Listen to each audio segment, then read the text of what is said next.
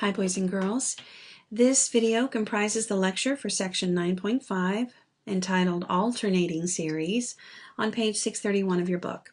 Notice I have our little summary chart here for us to look at again as we make our way through this section of chapter 9 where we're learning about convergence and divergence and the various ways we can determine that. I've added on to it what we learned in the last section, which was the direct comparison test and the limit comparison test. Notice our title today is Alternating Series, which means that we are going to now add to the three series that we have previously learned about, geometric, telescoping, and p-series, another type of series. So as we're learning the various tools for determining convergence and divergence, realize that series are kind of falling into two categories. One category are series that can be categorized. In other words, there are series that we can look at and say, oh, that's a type of series that I recognize. Geometric, telescoping, p-series, alternating series, all of which have conditions that need to be met for convergence or divergence associated with that type of series. The other group of series will not be categorized as a specific type. They're more generic or just random series.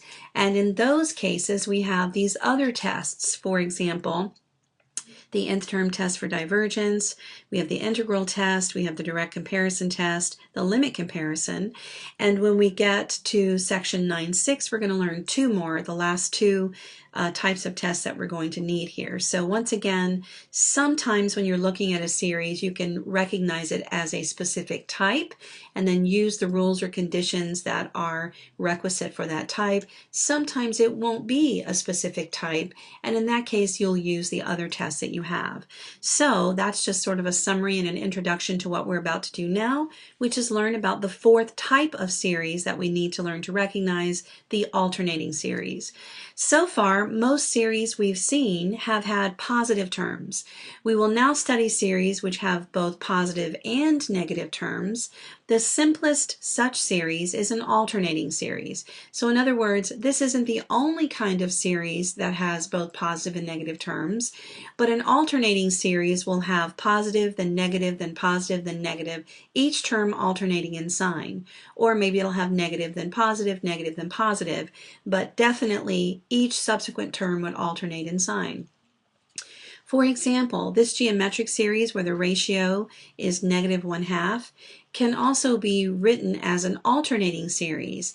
If you think that, of course, -1/2 to the n power can be rewritten as -1 to the n power times 1/2 to the n power, then this becomes your sort of general term, and this piece is the part that alternates it from positive to negative and back again.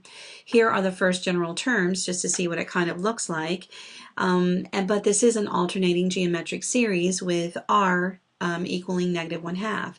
Remember that the test for the geometric series has us taking the absolute value of r, so the absolute value of r here is +1/2, which is less than 1, which means it converges. But notice here that alternating series occur in two ways. Either the odd terms are negative or the even terms are negative. And another way of saying that is it's either going to start positive, the first term will be positive, and the third and the fifth, or the first term will be negative and the third and the fifth, etc. So just depends kind of on where we start.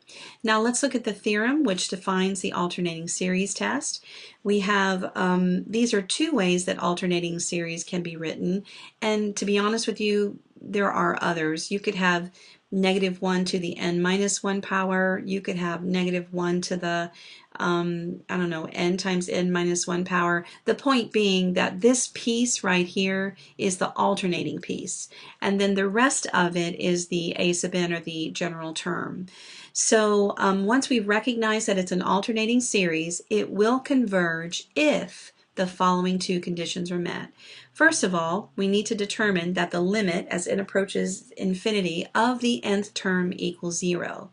Now remember, we learned in a previous lecture that if a series is to converge, then the limit as n approaches infinity of its nth term must be 0. And so this is kind of restating something that we already know. If this is going to converge, the limit of its nth term as n approaches 0 is 0. Now I kind of got all upset with the way that arrow turned out, so I'm going to redraw it. Now the other condition that needs to be met is that a sub n plus 1 needs to be less than or equal to a sub n for all n. In general terms, this is saying that each subsequent term must be smaller than each previous term. So let me just look at, let's say I was looking at 1, 2, 3, 4. If I said that this is a sub n and this is a sub n plus 1, a sub n plus 1, or 2, is the subsequent term. For an alternating series to converge, I would need 2 to be less than 1. I would need to be 3 to be less than 2. Each subsequent term is going to be smaller than each prior. Obviously, we don't have that situation happening here. But what if this was 1 over 1, 1/2, 1/3, 1/4, for example? Now, in this case, I would need 1/2 to be smaller than 1, meaning 1 over 1 would be larger than 1/2, 1/2 would be larger than 1/3, 1/3 would be larger than 1/4, and you can see that this is ultimately going to happen. So that's the alternating series test. If it's an alternating series, it has this little piece, then look at the general term and find the limit, and if it's 0, condition 1 is met.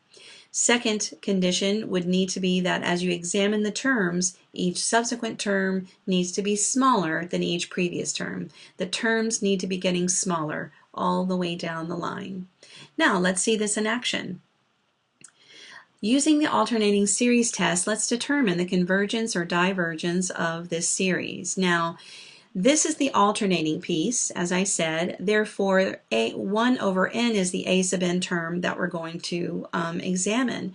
You might be looking at the a sub n term, which is 1 over n, and saying, wait, that's the harmonic series. I know that it diverges.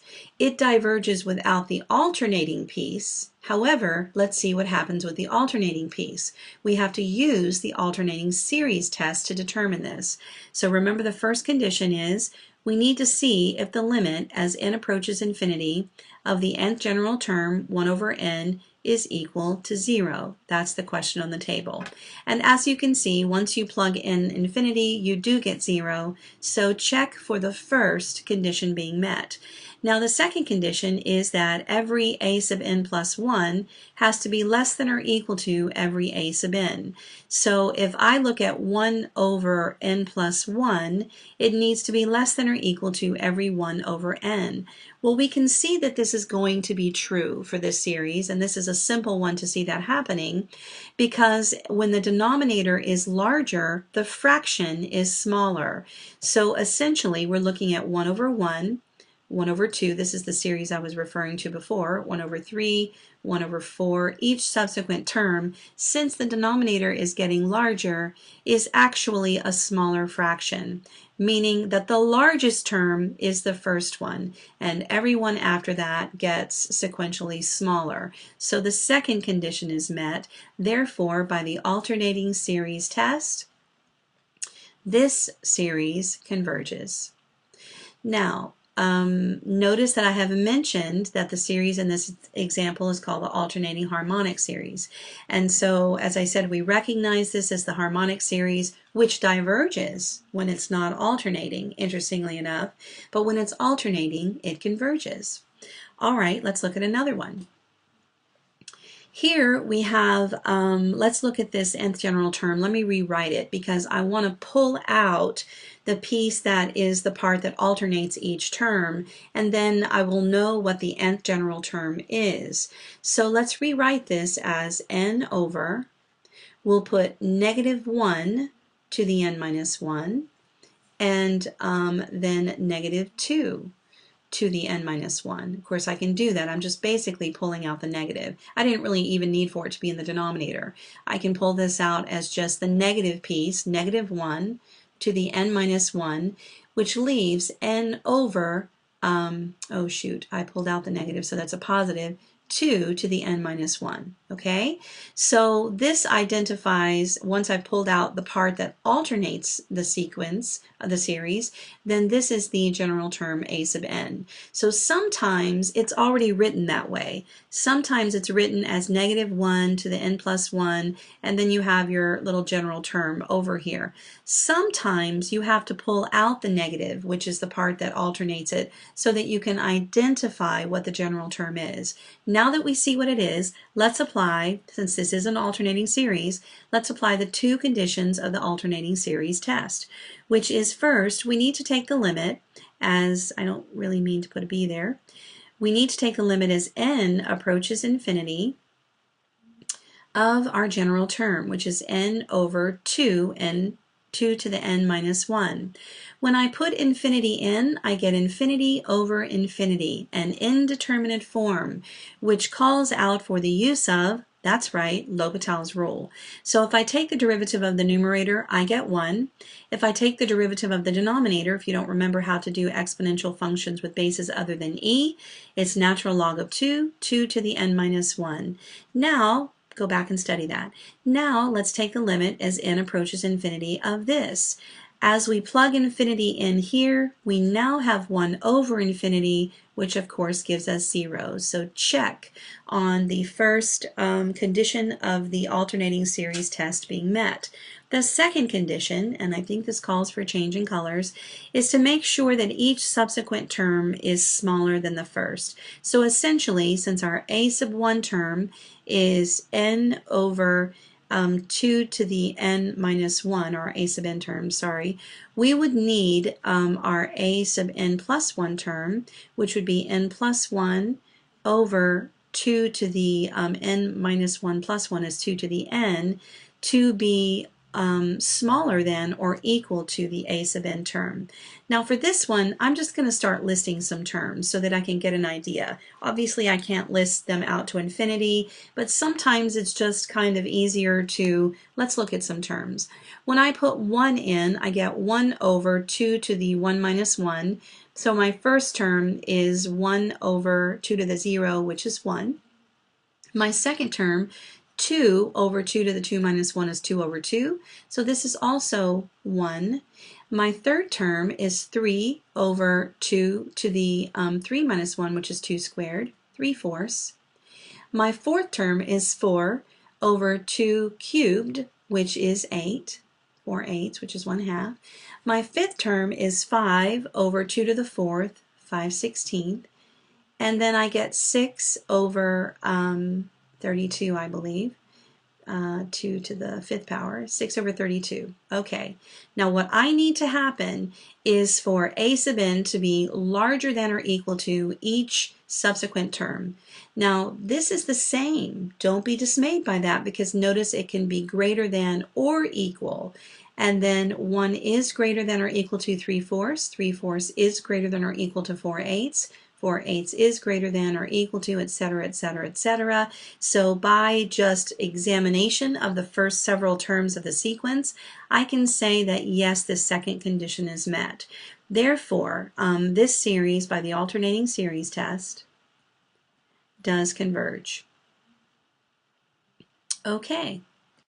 Now let's look at some cases for which the alternating series test fails. Remember, we have, first of all, is it an alternating series? And then if it is, we would use the alternating series test, which has those two conditions. So in this case, we would want to even make sure that it is an alternating series, which I think I should use green for this. I have negative 1 to the n plus 1.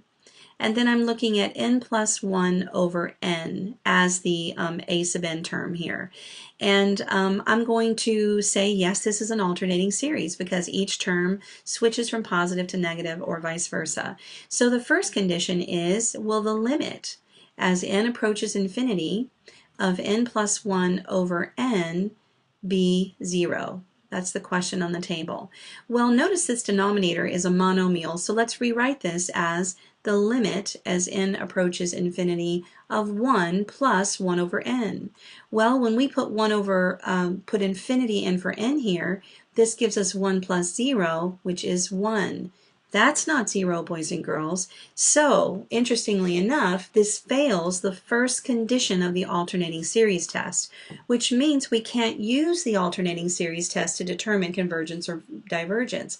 However, remember that the only condition for the nth term test for divergence is that the limit of the a sub n term not be 0. So what we have done here is, even though we had to leave the alternating series test, by showing that the limit as n approaches infinity of the general term is not 0, we prove that this series diverges by the nth term test for divergence. So the general principle here is, if you're applying the alternating series test and your series fails the first condition of, or the first prerequisite, I guess, for the alternating series test, then it has fulfilled the only condition for the nth term test for divergence. So that's a handy way to prove divergence.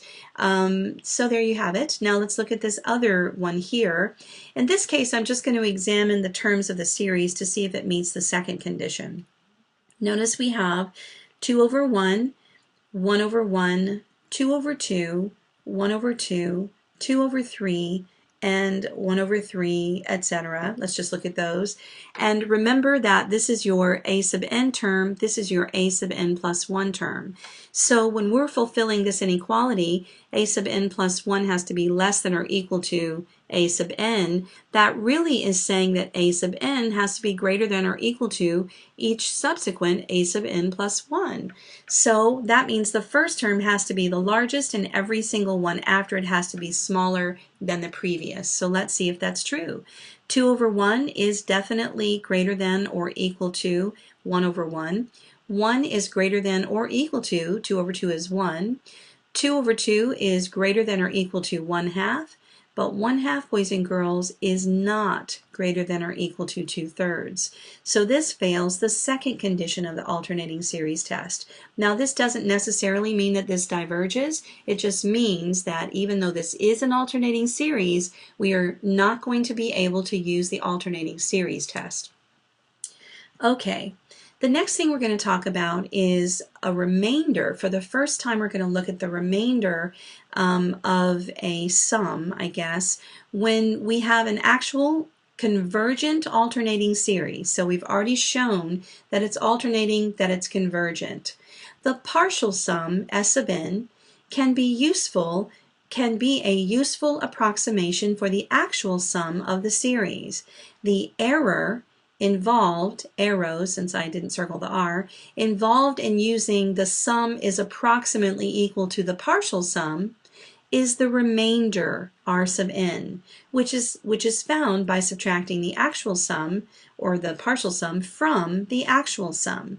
Now this brings up some interesting things that can be developed here. Look at this theorem. If a convergent alternating series satisfies this condition, which it should, otherwise it wouldn't be convergent, then the absolute value of the remainder R sub n involved in approximating the sum by S sub n, a partial sum, is less than or equal to the first neglected term. What in the world is that? That is the absolute value of the sum minus the partial sum approximation is the remainder, and that absolute value of that remainder will be less than or equal to the first neglected term, which is denoted by a sub n plus 1. Now, here's what we're talking about. I'm going to just once again make up some numbers here to kind of make my point. If I have a sub 1 plus a sub 2 plus a sub 3 plus a sub 4, something like that, and I want to find a partial sum of this sequence, maybe by using the first 3 terms. That would be a sub 1 plus a sub 2 plus a sub 3. The first neglected term in this case is the a sub 4 term, okay? So what we're saying is that the remainder, the sum, whatever the sum of the sequence is, minus the approximation that I found using the first 3 terms, is equal to what we call the remainder of this, in this case remainder sub 3, because I found a partial sum using 3 terms. And furthermore, this remainder, or the absolute value of it, is less than or equal to the first neglected term, which in this case is a sub 4. Now let's apply this in the next example and it will make more sense. First of all, let's approximate the sum of the following series by its first 6 terms. We do need to establish, first of all, if this is alternating and is it convergent, because remember, all of this applies to something we've already found to be convergent alternating series. So here is the little factor that alternates the terms of the series. That means this is the general term. So let's look at our two conditions. We're going to take the limit as n approaches infinity of 1 over n factorial, which, as you can see, placing infinity into that spot means that we do get a limit of 0. The second condition would be that a sub n plus 1 has to be less than or equal to a sub 1. We can see that this is going to happen because these fractions have greater and greater denominators, which means that the fraction is smaller and smaller and smaller. So here is what we're looking for, and this is what we find. Second condition met. It's an alternating series and it converges. So let's find the sum by using its first 6 terms. So I will say s sub 6 is going to be 1 over 1, or 1, plus 1/2, plus 1/6. Now remember, I'm kind of doing the factorials in my head, but 3 factorial is 6 times 2 times 3 times 1. What did I just say? 3 factorial is 3 times 2 times 1. 4 factorial is 4 times 3 times 2 times 1. I don't even want to know what I just said. Just forget that part. But I'm just writing down what I know the fractions to be. 1 over 6. This is going to be 1 over 24. 1 over 5 factorial is 1 over 120. And 1 over 6 factorial is 1 over 170. I mean, these factorials get very large very quickly. And when you add these together, you get, wait, I have this written down somewhere, 91 over 144, or the decimal approximation, which is approximately 0.632. We'll just round it to 3 decimal places, 0.632. Okay, now boys and girls, let's clarify what this is. We found a partial sum of the series by adding up the first 6 terms. And remember that that's just an approximation. Actually, what I should have done, and some of you may have recognized this, I should have said this. My eraser was kind of big. Minus, plus, minus, plus, minus, because it's an alternating series. So I just forgot to do that, but don't you forget to do it, boys and girls. 1 over 1 minus 1/2 plus 1/6 minus 124 plus 120 minus 170 is this number, which is approximately 0.632. Now we know that the actual sum, S, the actual sum which we do not know, minus this partial sum, S sub 6, is the remainder, 6. And we know that this is less than or equal to, or at least the absolute value of this, is less than or equal to the 7th term here, which is 1 over 7 factorial. That's the first neglected term. So 1 over 7 factorial, which I did not use in the partial sum, is the first neglected term. My remainder will be less than that term. What is that term? It's 1 over 5040, which is approximately equal to 0.0002. Okay, now let's see how this works and helps us to draw some very interesting conclusions. So, if the absolute value of r sub 6 is less than or equal to 0.0002, which is the value of the first neglected term, then I can rewrite this inequality this way if I take away the absolute value bars. Negative 0.0002, less than or equal to the remainder, less than or equal to 0.0002. Well, now let's replace r sub 6 with its equivalent statement using the sum and s of 6. I shouldn't put absolute value bars because I've already rearranged the inequality. And let's put that over here. I'm going to have negative 0.0002 less than or equal to the sum minus s sub 6, which was this partial sum, 0.632 less than or equal to 0.0002.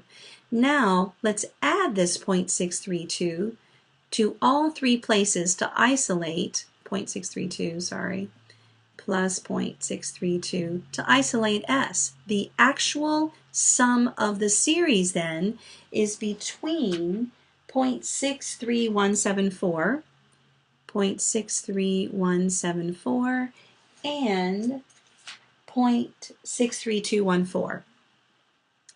0.63214. Now you might be wondering, how did you get 0.63214 when you were using 0.632?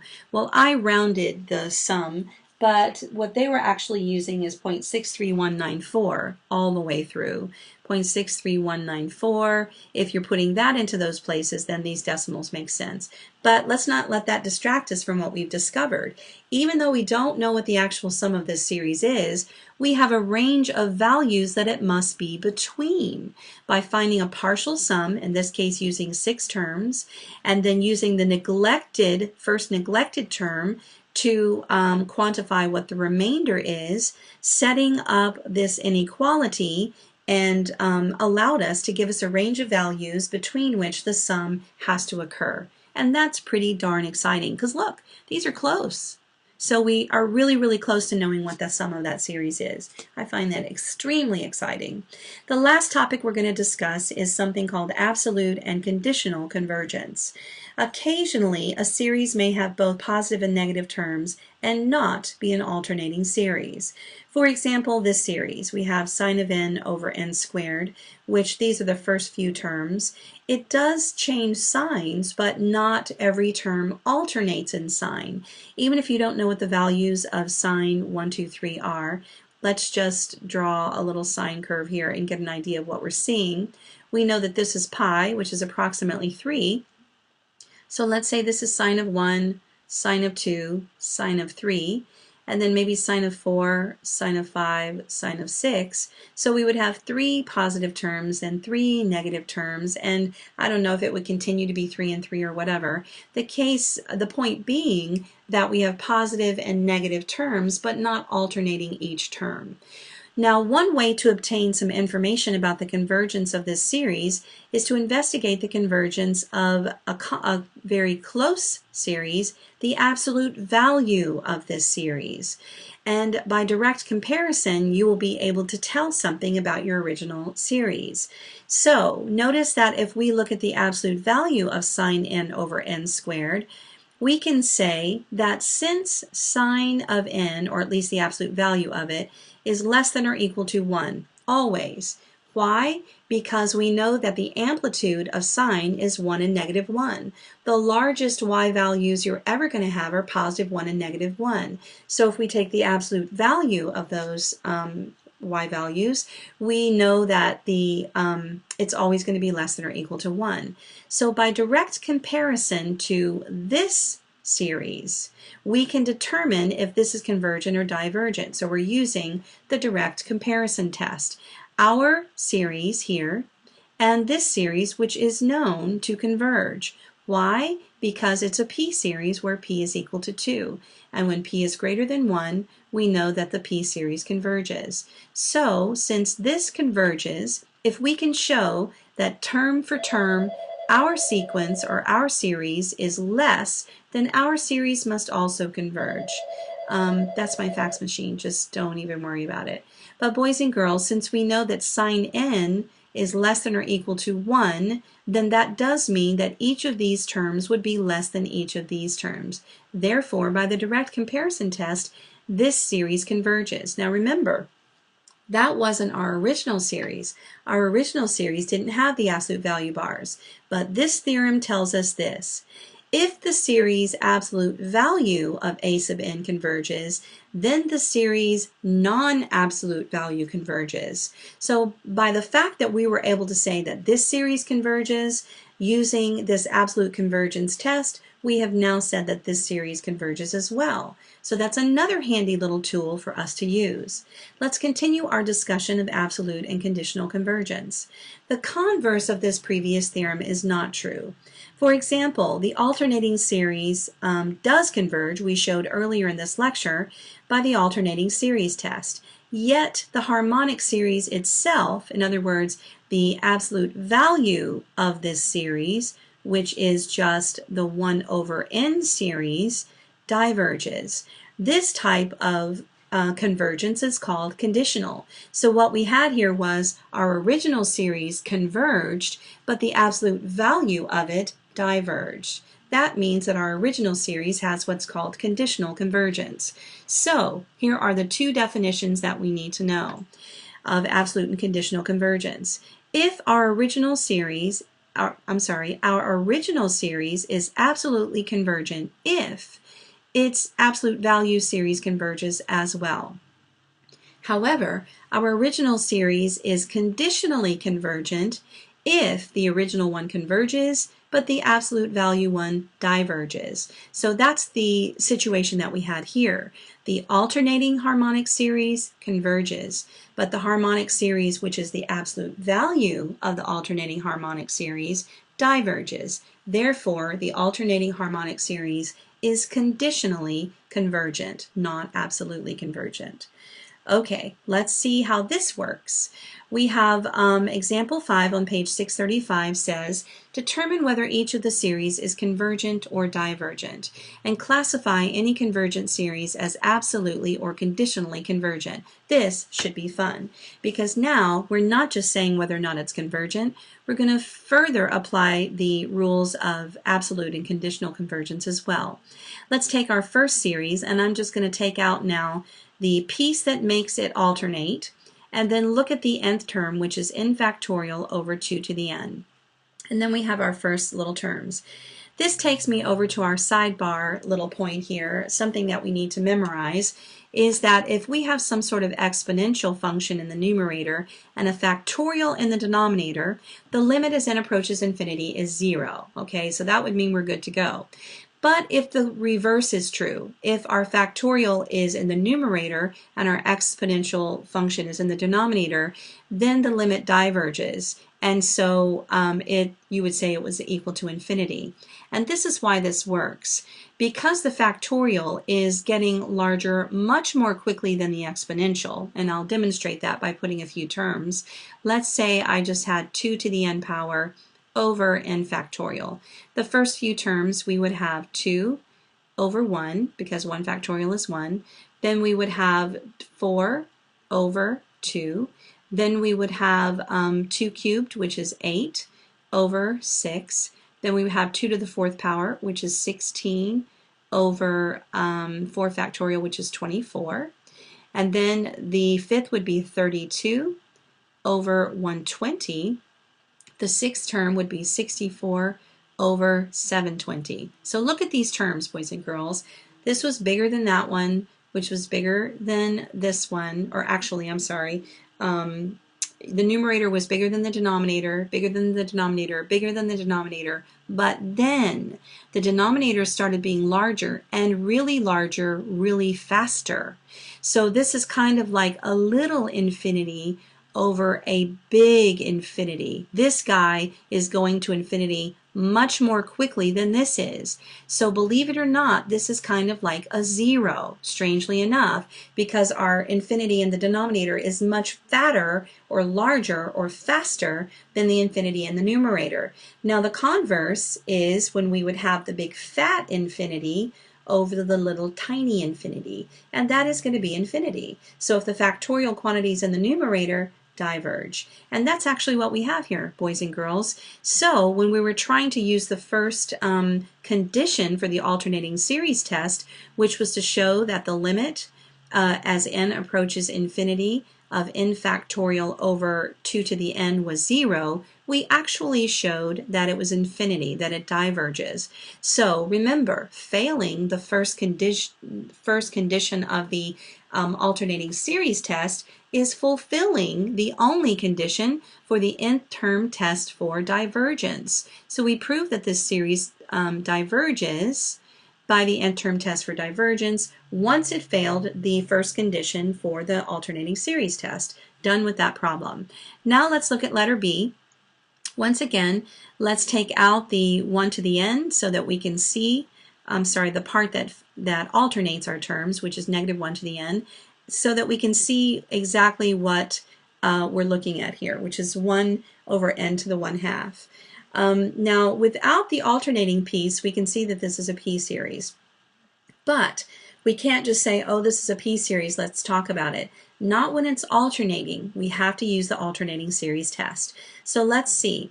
The limit as n approaches infinity of 1 over n to the 1/2 is 0. So that's the first condition.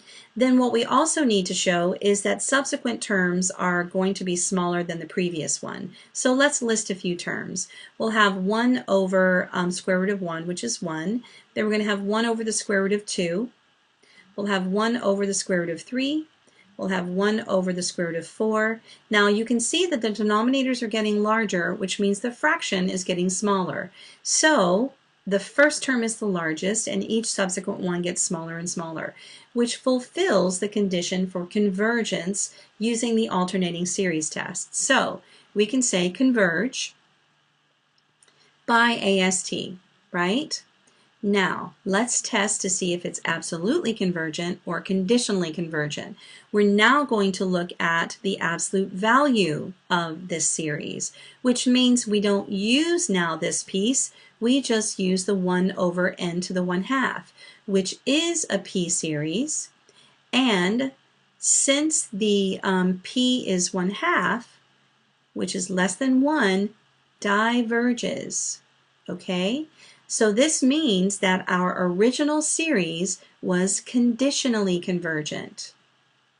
Conditionally convergent because the original series converges, but the absolute value of the original series diverges, which means it's conditionally convergent. We've got one more example. I know this is a really long lecture, but you know what? I kind of don't care about that anymore. Just trying to get these done and giving you plenty of information so you can understand what you need to know. So now we have, we're going to once again test for absolute or conditional convergence. Let's look at the first series. Once again, this whole little piece right here, strangely enough, is the piece that makes it alternate. So if I separate that out, I get -1 n to the n plus 1 over 2.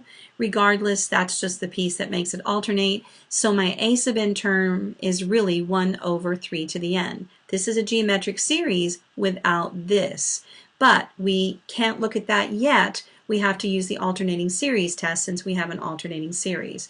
So, of course, we look at the first condition, n approaching infinity of 1 over 3 to the n power.